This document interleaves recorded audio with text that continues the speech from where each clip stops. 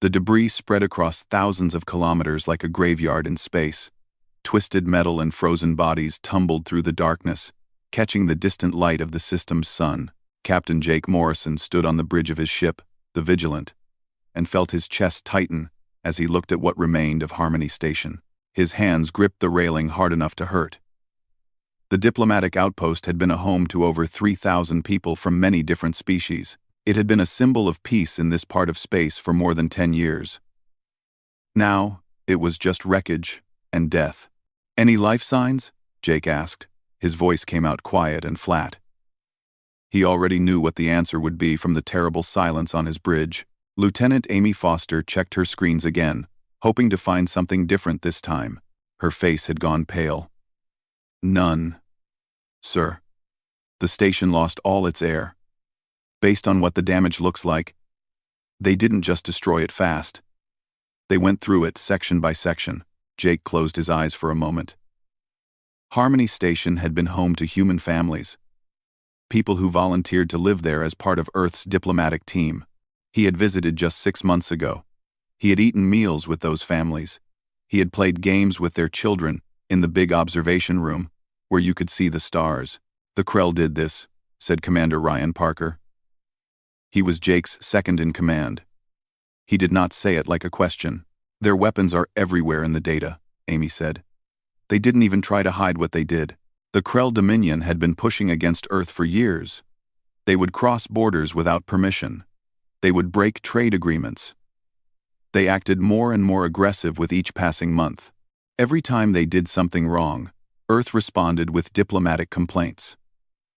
Earth put economic limits on Krell trade. Earth showed its military ships near Krell space as a warning. Every single time, humanity chose to work toward peace. The other species in the galaxy praised Earth for being so patient and mature. Jake pulled up the station's final records on his screen.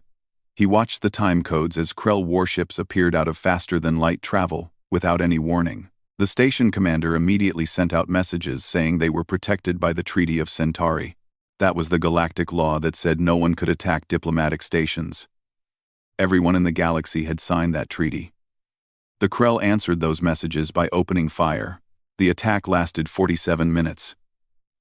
That was long enough that no one could call it a mistake. It was not something done in a moment of anger. It was careful. It was planned. It was murder. "Sir, we have a message coming in from the Galactic Council," Amy said. "Ambassador Lisa Hernandez wants to talk to you." Jake accepted the call. Lisa's face appeared on his screen. She looked completely exhausted. Her eyes were red like she had been crying or was too angry to cry. "They know what happened," Lisa said immediately. "I just left the council meeting room. They said they feel very sorry, and they want to investigate." "An investigation," Jake repeated. The word felt empty in his mouth. "The Krell ambassador says it was a terrible mistake. He says his military thought the station was a military target. He offered to pay compensation." "Compensation?" Jake felt something cold and hard settle in his chest. "They killed 3,000 people. 247 of them were human. And they want to pay money to make it right. The council is making a committee to study what happened. They say it will take 6 to 8 months to talk to witnesses and decide what to do about it." Lisa's voice shook with anger. She could barely control. 6 to 8 months. "Jake, while they sit and debate their procedures, children are floating dead out there in space." Through the window, Jake saw a small shape drift past his ship. It took him a second to understand what he was looking at. It was a stuffed toy bear, holding a heart, some child's favorite toy. Now it was tumbling through the void with the child who had loved it. "What are we supposed to do?" Amy asked quietly. Jake looked at his crew. He saw the same anger and pain on every face. They had all volunteered for the diplomatic service because they believed in building something better. They believed different species could live together in peace. They had accepted so many insults over the years. They had ignored so many small attacks. They had always trusted that patience and kindness would win in the end. "We bring back the dead," Jake said. "All of them. Every single person. We take them home. Then we let Earth decide what happens next." The recovery work took 3 days. 3 days of finding bodies, 3 days of writing down who had died, 3 days of gathering proof that the Galactic Council would probably ignore anyway. Jake recorded everything. Every burn mark from Krell weapons, every hole in the station walls, every frozen face that showed the terror of their final moments. On the 3rd day, they found the station's school area. 32 human children had been hiding there with their teachers when the Krell broke through the hull. The teachers had put themselves between the children and the attackers. It had not saved anyone. Jake wrote his report that night. He attached all the evidence, all the data from the vigilance sensors. He sent it to Earth Command.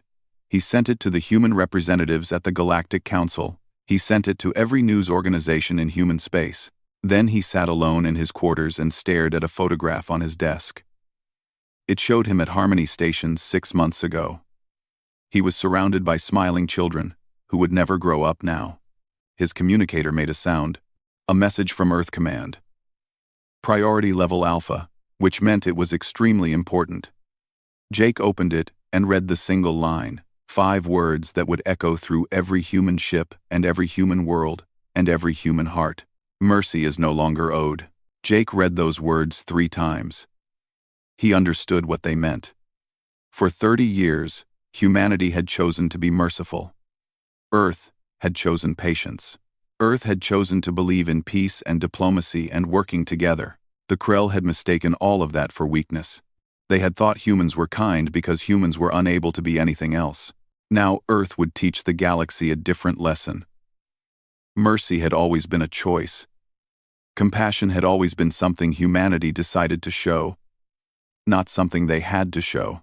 And when mercy was answered with massacre, when patience was rewarded with the murder of children, that choice could change.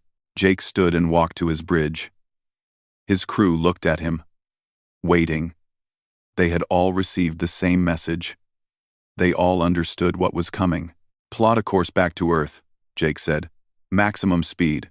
The W. Admiral Ben Carter had not slept in 48 hours. He stood in the command center deep under the North American Defense Complex. Holographic displays surrounded him, showing every human ship and station across 3 dozen star systems. Around the long table stood representatives from every major Earth nation. Military commanders stood next to intelligence directors and civilian leaders. They had all come together because of shared grief and shared anger. The Council sent their response an hour ago, said Secretary of Defense Karen Walsh. Her voice was tight with barely controlled emotion. They officially recognize what happened at Harmony Station as a tragedy. They call on all parties to show restraint while their investigation continues. Restraint, repeated General Chris Hammond. He commanded Earth's Deep Space Fleet. They want us to show restraint while they spend 8 months deciding if murdering our civilians broke their rules. The Krell know exactly what they did, said Director Laura Chen from Intelligence. We intercepted their private communications. War Chief Drakus personally ordered the attack. His exact words were to make an example that would show humanity its place. Ben studied the data flowing across his displays. For 30 years, since first contact with alien life, humanity had played by the galaxy's rules. Earth had joined as a junior member. Humans accepted guidance from supposedly older and wiser civilizations. The other species told humans they were too aggressive, too emotional, too quick to choose violence. So humanity worked hard to prove them wrong. Every time the Krell pushed, Earth stepped back. Every time Krell ships crossed into human space without permission, Earth sent diplomatic protests instead of warships. Every time the Krell seized human cargo vessels, Earth responded with trade sanctions instead of military force. The galactic community praised this restraint. They held humanity up as an example of how younger species should behave. The Krell learned exactly the wrong lesson from all of this. They thought mercy meant weakness. They thought restraint meant inability. They thought compassion meant cowardice. What can we do? Asked President Nathan Cole. He was participating through a secure video link from Washington. We have several options, Ben said. He pulled up strategic displays. We can continue with diplomatic pressure through the Galactic Council. We can put stronger economic sanctions on the Krell Dominion, and anyone who trades with them. We can move more military ships to the border regions as a warning. Or? President Cole asked. He could hear in Ben's voice that another option existed. Ben pulled up a different display. This one showed ship deployments and manufacturing numbers. Or we show them why humanity chose mercy in the first place. Not because we had no other choice. Because we made a choice. The room went quiet as everyone looked at the numbers. In 30 years since joining the galactic community, Earth had built a respectable defense fleet. The galaxy knew about maybe 60% of it. The rest had been built in deep space facilities, in bases hidden inside asteroids, in secret shipyards scattered across human territory. Earth did not plan for war. But Earth remembered its own history. Earth remembered what happened when you were not prepared. If we do this, Secretary Walsh said slowly, we leave behind the path we have been walking. We cannot go back to being the species that always seeks peace first. They took that choice away from us, said General Hammond. The moment they fired on civilians in a protected station, they ended any chance of peace through patience alone. The galaxy will condemn us, warned Ambassador Lisa Hernandez through her video link from the council station. Many species already fear human military power. If we show our full strength, if we reveal what we have been building, we prove right everyone who said we could not be trusted. Let them fear us, said Director Chen. Fear from strength is better than contempt from perceived weakness. The Krell attacked our civilians because they thought we would not respond. How many other species are watching right now, calculating if they can do the same thing? President Cole stayed quiet for a long moment. Ben knew the weight that rested on this decision. Cole was thinking not just about revenge or justice. He was thinking about what message humanity would send to a galaxy still trying to understand what humans really were. What do you recommend, Admiral? The president asked. Ben had been in the military for 40 years. He fought in the unification wars when Earth's nations finally came together. He saw what humans could do to each other when pushed to the edge. He also saw what humans could build when they worked together. He watched Earth transform from a divided world to a unified civilization reaching for the stars. We tried being the galaxy's student, Ben said. We tried proving ourselves by their standards. The Krell showed us that some species see our mercy as permission to be cruel. I recommend we remind the galaxy that humans chose diplomacy because we understood the cost of war. We chose peace not because we feared fighting, but because we knew what fighting truly meant. When diplomacy fails, when the systems meant to protect innocent people prove useless, we remind them why our ancestors used to say the most dangerous human is the one who tried peace first. President Cole nodded slowly. Write the message. Keep it simple. The galaxy has heard enough of our words. Now they need to understand our will.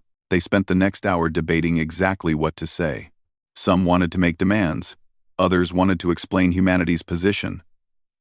Still, others wanted to make threats about what would happen next. In the end, they settled on something that would speak louder than any long speech. Ben recorded the message himself. He stood alone in the communications center. 5 words delivered without emotion, without explanation, without justification. 5 words broadcast on every galactic frequency at the same time, sent to every embassy, every station, every world in known space. Mercy is no longer owed. That was all. No context, no timeline, no specific threats, just a statement of change, a line drawn across the stars.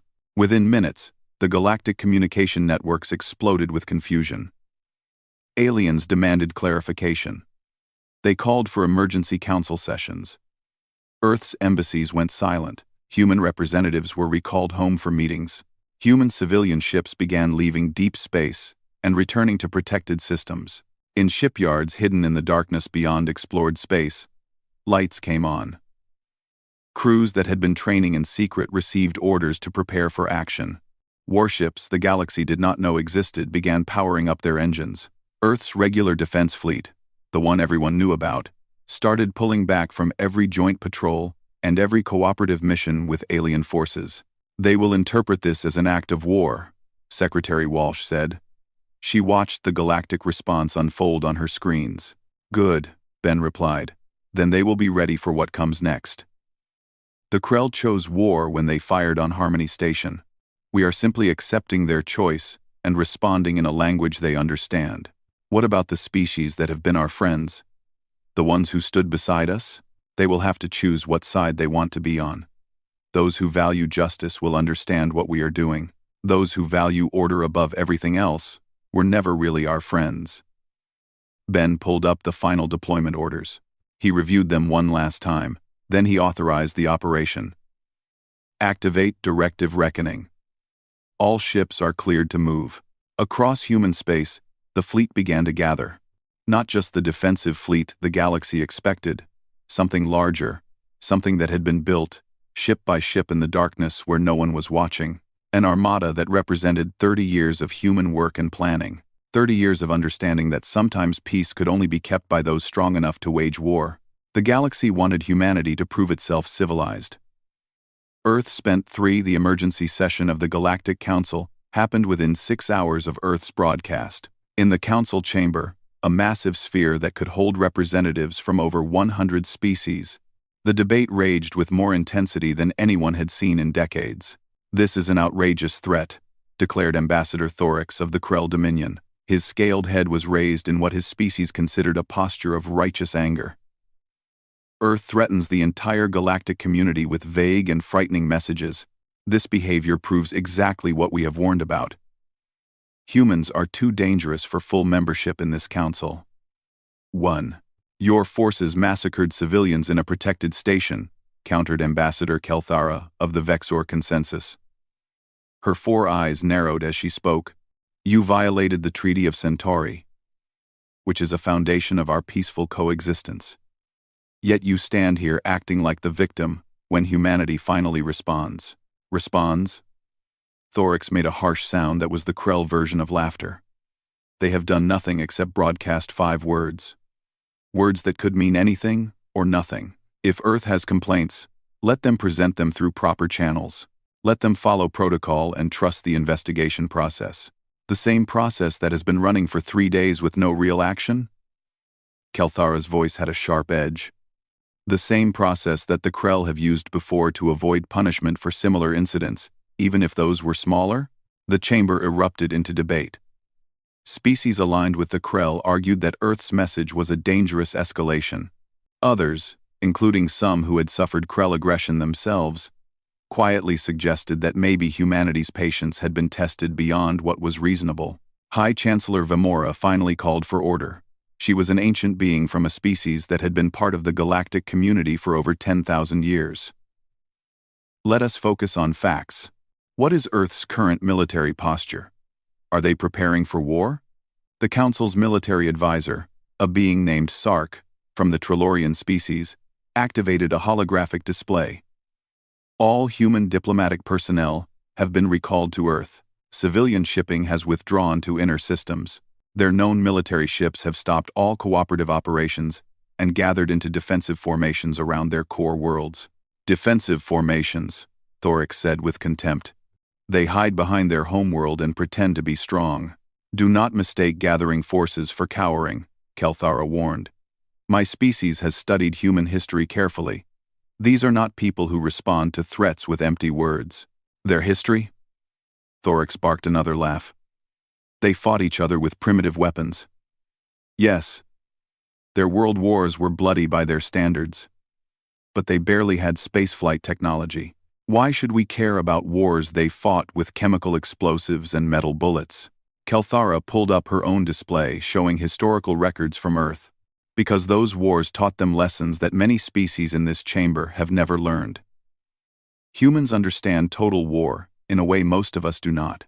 They have seen their entire civilization pushed to the edge and survived by transforming every resource, every factory, every citizen into part of the war effort. They know how to fight not just with soldiers but with everything they have. Ancient history, Thorax dismissed with a wave. They have been in space for 3 decades and spent most of that time trying to prove themselves peaceful. They lack the military tradition, the warrior culture that species like the Krell have maintained for thousands of years. That is exactly my point, Kelthara said quietly. They lack a warrior culture because they chose to abandon it. Not because they could not maintain it, but because they decided that path led nowhere good. But a choice can be unmade when it becomes necessary. The debate went on for hours, spinning in circles. Some species called for sanctions against Earth for threatening galactic peace. Others argued the Krell should face immediate consequences for the massacre. Still others tried to find a middle path that would offend no one and accomplish nothing. Meanwhile, beyond the council chambers, the galaxy watched and waited. Trade routes saw increased military patrols as species worried about what might happen next. Some civilizations began quietly strengthening their own defenses. Others sent careful messages to Earth, trying to understand human intentions. On the Krell homeworld of Krellix Prime, War Chief Dracus held his own meeting with military commanders. He stood in the war room of the Dominion's High Command, surrounded by displays showing Krell military power spread across 24 systems. The humans think 5 words make them frightening, Dracus growled to his assembled leaders. They recall their diplomats and hide their merchants. This is not how a species preparing for war behaves. This is how a species acts when it knows it cannot match our strength and hopes that bluffing will work. Should we increase our military readiness? Asked Fleet Commander Zorax. Human ships have been spotted near several border systems. They appear to be conducting reconnaissance. Let them look, Dracus said. Let them see our fleets, our stations, our armadas. Maybe seeing true military power will remind them to stay in their place. We have over 8,000 warships. Our military tradition goes back 5,000 years. They have been in space for a single generation. He activated the communication system. I want a message sent on all channels. If Earth wants war, the Krell Dominion will happily provide it. We challenge them to face us in honorable combat, if they have the courage. The message went out across the galaxy.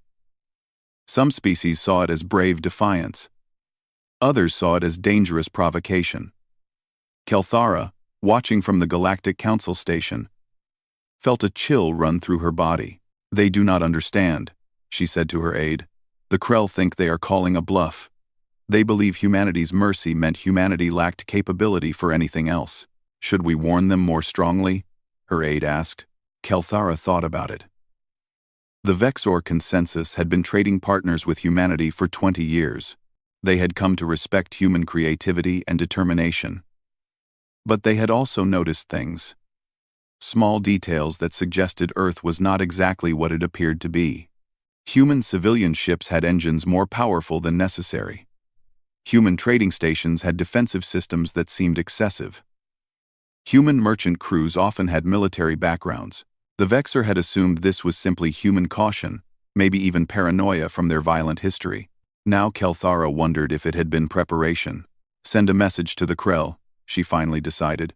Warn them that they may be making a serious miscalculation. Advise them to consider a negotiated settlement. The message was sent.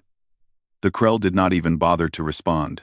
3 days after Earth's broadcast, the human ships that had been conducting border reconnaissance suddenly vanished. Long-range sensors lost track of them as they jumped into faster-than-light travel.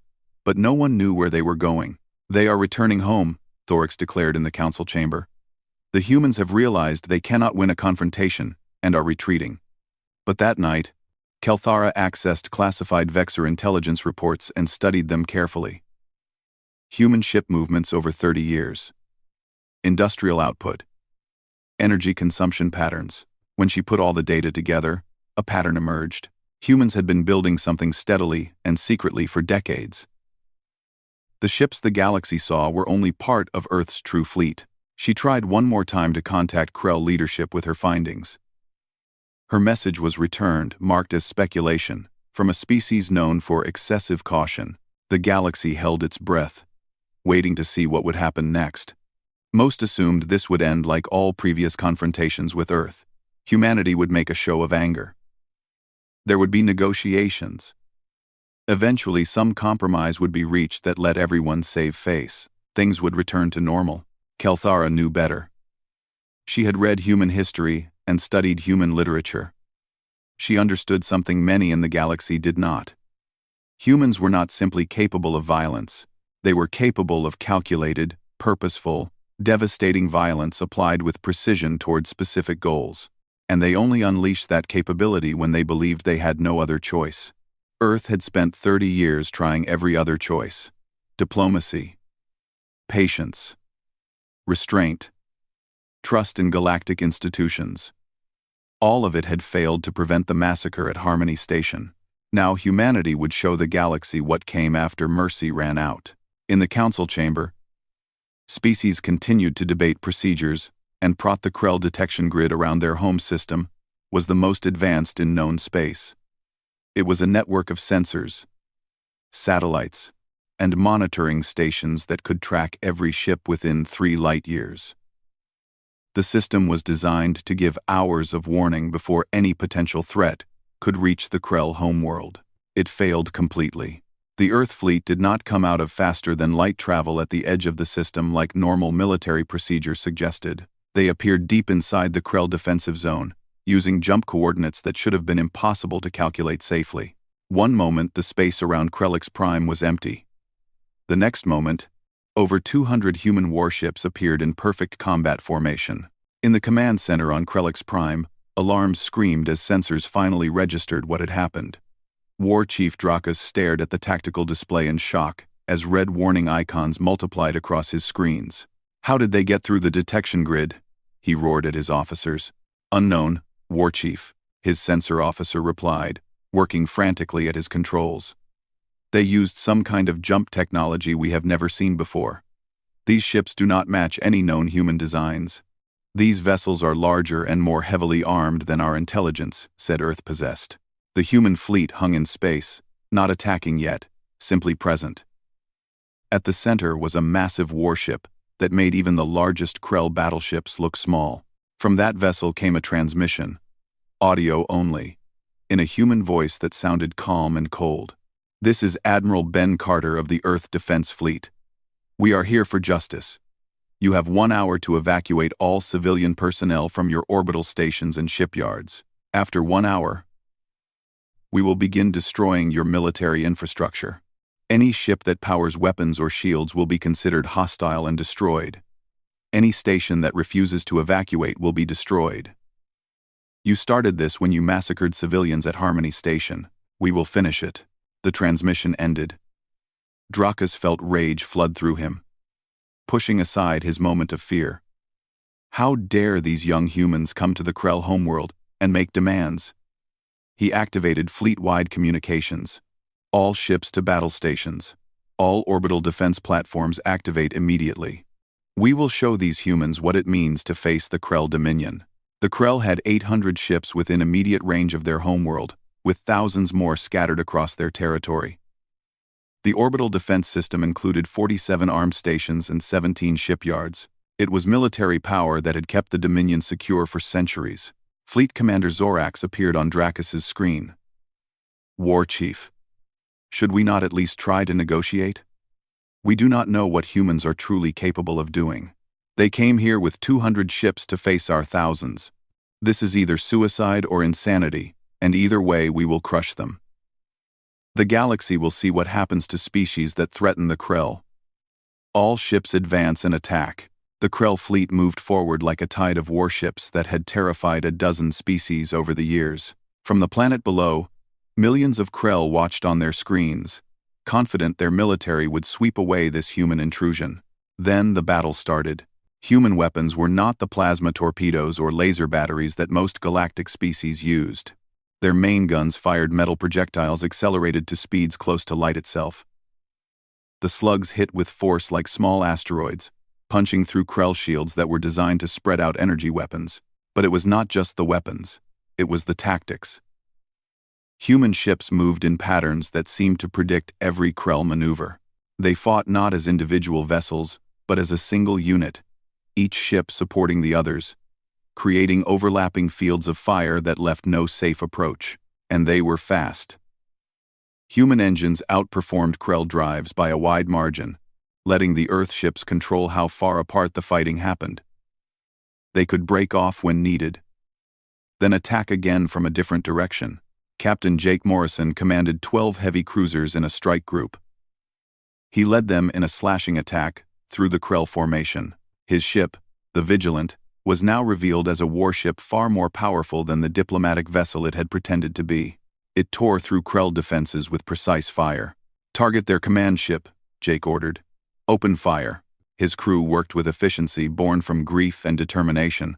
Many had served with him at Harmony Station and had seen what the Krell did to innocent people. The Vigilant's main guns fired, and the Krell command cruiser's shields collapsed under the assault. The ship did not explode. Jake made sure of that. Instead, its engines and weapons were surgically destroyed, leaving it drifting helpless. "Send a message to that ship," Jake said. "Tell the crew to evacuate to escape pods. They have 5 minutes." Some Krell chose to stay and die with honor. Others chose to live and climbed into escape pods. Jake watched the pods launch, counted them, made sure as many people as possible had time to get away. Then he gave the order, and the Vigilance guns reduced the command ship to debris. That pattern repeated throughout the system. Human ships offered surrender. They offered evacuation. They gave people the chance to live. Those who accepted were allowed to escape. Those who chose to fight to the death got their wish, but only after civilians were cleared. Admiral Carter watched the battle from his command center aboard the massive dreadnought Resolute. Holographic displays surrounded him, showing every engagement, every ship, every weapon fired. His tactical officers coordinated the fleet with precision that came from years of training and thousands of practice runs. "Status report," he asked. "Krell casualties are heavy," reported Commander Sam Torres. "They are bringing more ships from outer regions, but our forces are maintaining clear superiority. Estimated Krell losses at 347 ships destroyed, 212 disabled. Our losses are 19 ships damaged, 2 destroyed." "What about civilian casualties?" "Very low, sir. Most stations evacuated as we ordered. 3 refused and tried to fight. We disabled them with targeted strikes and then forced evacuation. Current estimate of non-combatant deaths is less than 50. All from stations that refused to surrender." Ben nodded. Earth had not come for genocide, had not come to slaughter civilians or wipe out a species. They came to end the Krell military threat, to make sure what happened at Harmony Station could never happen again. "Signal to all ships," Ben ordered. "Begin Phase 2. Target all shipyards, all weapons factories, all military training facilities. Leave civilian buildings alone." The Resolute moved forward, and the Earth fleet followed. They swept through the Krell home system like a surgical tool, cutting away military capability while leaving everything else untouched. Shipyards that built Krell warships for 1,000 years were reduced to scrap. Orbital weapons platforms that guarded the homeworld were disabled and destroyed. Military command centers were leveled. On the surface of Krellix Prime, War Chief Drakus watched his military crumble. Ship after ship fell to human weapons. Station after station went dark. For the first time in Krell history, their homeworld was under direct attack, and they were losing. "Pull back all remaining forces," he finally ordered, the words bitter in his mouth. "Form a defensive sphere around the planet itself." The surviving Krell ships gathered around their world. Over 1,000 vessels remained, damaged but still fighting. The human fleet did not chase them. Instead, they held position, surrounding the Krell defensive formation. Admiral Carter's face appeared on every screen in the Krell system. His broadcast went out on every frequency, impossible to block or ignore. "War Chief Drakus, you are defeated. Your fleet is broken. Your military infrastructure is destroyed. We could destroy your remaining ships and attack your world from orbit, and nothing you have could stop us. But we did not come for extermination. We came for justice." "You speak of justice while attacking our homeworld?" Drakus spat back. "You attacked a diplomatic station full of civilians and called it a misunderstanding. You offered to pay money for murdered children. You laughed at Earth's grief and challenged us to respond. So we responded. Your military power is ended. Not because we hate the Krell people, but because we will not allow your military to threaten human lives again." You wanted to know what humans are capable of when mercy is withdrawn. Now you know. You have made an enemy of the entire Krell Dominion, Drakus said. We will rebuild. We will return. We will never forgive this. 2 weeks after the battle at Krellix Prime, the Galactic Council held a session that would shape the future of relations between humans and every other species. Every member was present, either physically or through holographic link. The chamber was filled with tension, fear, and in some cases, barely hidden satisfaction.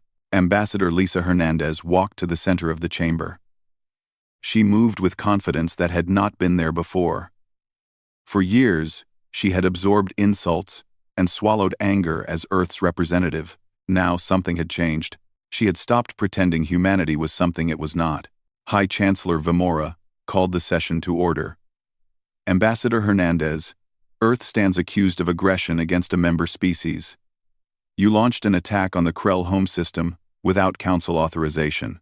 You destroyed military assets and killed thousands. This Council demands an explanation and will consider appropriate sanctions. You call it unprovoked, Lisa said, letting the word hang in the air. She activated a holographic display, and images filled the chamber. The destroyed remains of Harmony Station, bodies floating in space, the school section where children died trying to hide. This is what the Krell did to a protected diplomatic station. This is what your investigation spent 2 weeks refusing to call by its real name. War crime. The investigation was following proper procedures, Vemora protested. Correct processes were being followed. The investigation was Viver reading people. Procedures designed to protect the guilty as much as deliver justice, Lisa said firmly. She pulled up more data, records of incidents across many years.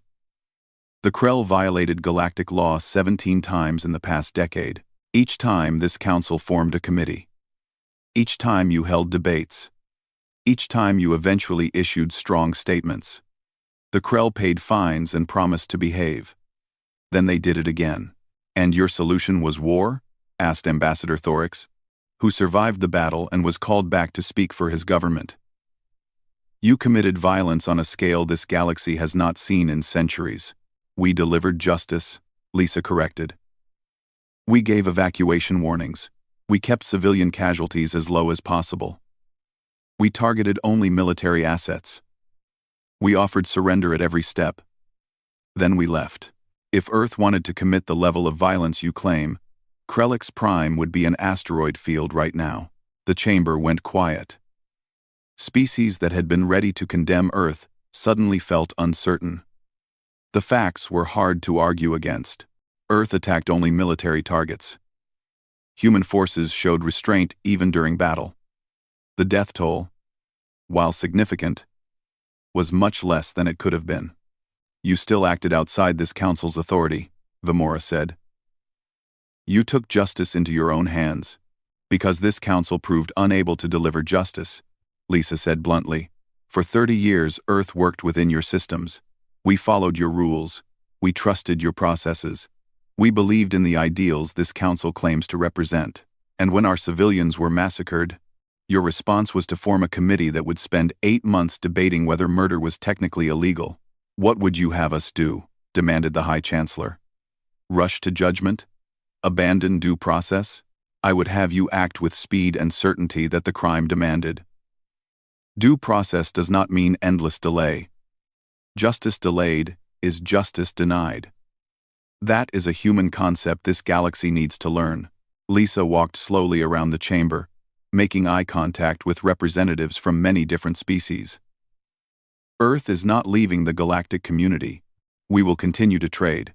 We will share knowledge. We will work toward common goals. But we will never again place complete faith in institutions that value procedure over protecting innocent lives. We will never again accept that our patience must be infinite, while others test our limits without consequence. So you will be the galaxy's police force? Asked Kelthara of the Vexer Consensus. You will decide who deserves punishment? Everyone, no, Lisa said firmly. We will defend ourselves and our allies. We will respond to aggression. We will protect the innocent when institutions fail to do so. But we will not try to impose our will on the galaxy or claim authority over others. She pulled up new displays, showing proposals Earth had prepared. Earth proposes reforms to the galactic justice system. Faster response times for clear violations of protective laws, binding decisions for incidents involving civilians, automatic sanctions for species that commit war crimes.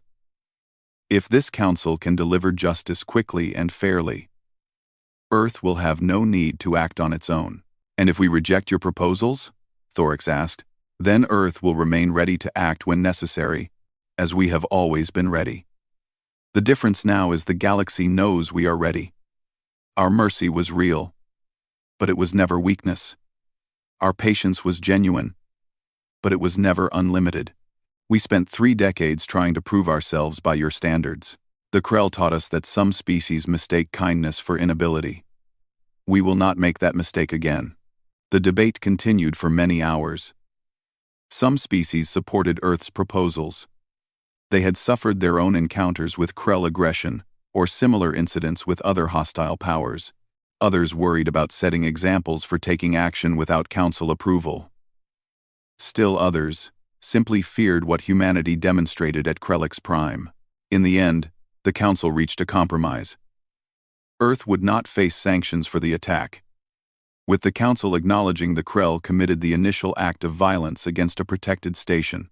In exchange, Earth agreed to support reformed justice procedures that would give the council better tools for responding to clear violations of galactic law. It was not perfect, but it was progress. The galactic order had shifted in a fundamental way. In the weeks that followed, the effects became clear. Species that had been testing Earth's patience suddenly became much more respectful. Border incidents dropped to almost zero. Trade negotiations that stalled for years suddenly resolved as partners decided maintaining good relations with humanity was worth making compromises. The Krell Dominion entered a period of rebuilding and reflection. A new government formed, one that acknowledged past mistakes and wanted a different path forward. War Chief Drakus was removed from power and tried by his own people for leading them into disaster. The Krell would never be the military power they once were, but perhaps they would become something better. Ambassador Kelthara met privately with Lisa Hernandez after one council session. She requested a quiet conversation in neutral territory, away from official channels. You were right, Kelthara said, when you warned about underestimating humanity. I tried to tell the Krell, but they would not listen. Would it have changed anything if they had listened? Lisa asked. Perhaps not. The Krell leadership was convinced of their superiority. They needed to learn otherwise. Sometimes, lessons must be harsh to be remembered. Earth did not want this, Lisa said quietly. Every death at Krellix Prime weighs on us. We would have preferred the Council take action. We would have preferred justice through proper channels. But when those channels failed, you did what was necessary. That is why many species now look at humanity differently. Not just with fear, though some do fear you, but with respect. You proved that mercy backed by strength is more powerful than either quality alone. Lisa thought about that. Do you think the galaxy is better or worse for what happened? Kelthara was quiet for a moment. Better, I believe. For too long, species like the Krell thought they could act without consequences because stopping them seemed too difficult. What you did changed that calculation. Aggressive species now know there are real consequences. Peaceful species now know there are defenders willing to act when institutions fail. The galaxy is more honest now, if nothing else. Back on Earth, Captain Jake Morrison stood in the memorial garden built for those who died at Harmony Station. Each victim had a tree planted in their memory. 247 trees were already growing strong. Families came here to remember, to grieve, to find what peace they could. Jake stood before a small oak tree, planted for a girl named Emma who had been 9 years old and loved to paint pictures of stars. He had played chess with her during his visit to Harmony Station. He let her win and saw the pride light up her face. Did we do the right thing? Asked Ryan Parker, standing beside him. We did the necessary thing, Jake said. Whether it was right, history will judge. We ended the Krell threat. We sent a message that Earth will not allow its people to be murdered without response. We showed the galaxy that humanity chose peace, but we never lacked capability for war. It does not feel like victory, Ryan said, because it is not victory. It is simply an end to one injustice and a warning against future ones. We proved mercy has limits. We showed that compassion does not mean submission. Maybe that was necessary. But I wish the galaxy learned that lesson without so much death. They stood in silence, surrounded by growing trees that represented lives cut short. A memorial to the cost of testing humanity too far. Across the galaxy, the message was received and understood. Humans tried peace. They offered mercy. They worked within systems designed to protect the innocent. And when all that failed, when Massacre was met with committee meetings and offers of money, humanity demonstrated a truth that compassionate species always knew. The most dangerous opponent is not the one who never tried peace, but the one who tried peace first and found it was not enough. Earth would continue seeking diplomatic solutions, would continue building relationships and working toward a better galaxy. But never again would humanity's patience be mistaken for weakness. Never again would human mercy be seen as permission for cruelty. The galaxy had a new balance now. One built on understanding that justice delayed too long would be replaced by justice delivered swiftly. And Earth stood as a reminder that species most committed to peace are often the same species best prepared for war. Because they alone truly understood what war cost and what it took to prevent. In the end, that was the real message Earth sent. Not that humans were unbeatable warriors or superior fighters, but that humans knew the difference between choosing peace and being unable to fight. The galaxy spent 30 years seeing only humanity's choice for peace. At Krellix Prime, they learned what that choice had been protecting them from all along. For those species willing to live peacefully, to respect life and honor laws meant to protect the innocent, Earth remained exactly what it always was, a patient, compassionate ally committed to building something better. But for those who mistook compassion for weakness, who saw mercy as an invitation to cruelty, the galaxy now understood. Mercy is no longer owed. And humanity remembers everything. Then let me be very clear, Ben replied. Earth has no desire for endless war. We will leave your system. We will allow you to rebuild civilian infrastructure, to restore your economy, to continue as a species, but your military fleet is ended. Your warship production is ended. You will be allowed defensive forces for internal security only. We will monitor your industrial output. Any attempt to rebuild a fleet capable of threatening other species will bring us back. Unquote. You cannot enforce this forever, Drakus said. You are correct.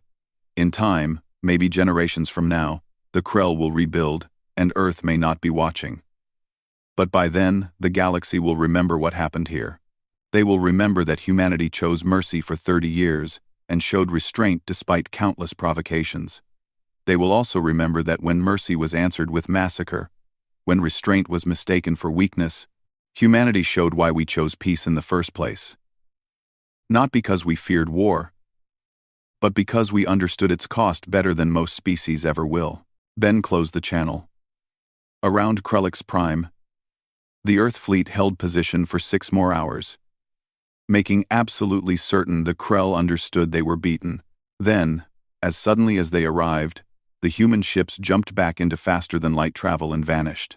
They left behind a shattered fleet, destroyed shipyards, and a species that learned a hard lesson about the difference between choosing peace and being incapable of war. Ocals. They discussed committee formations and investigation timelines. They argued about precedent and proper channels. None of it mattered anymore.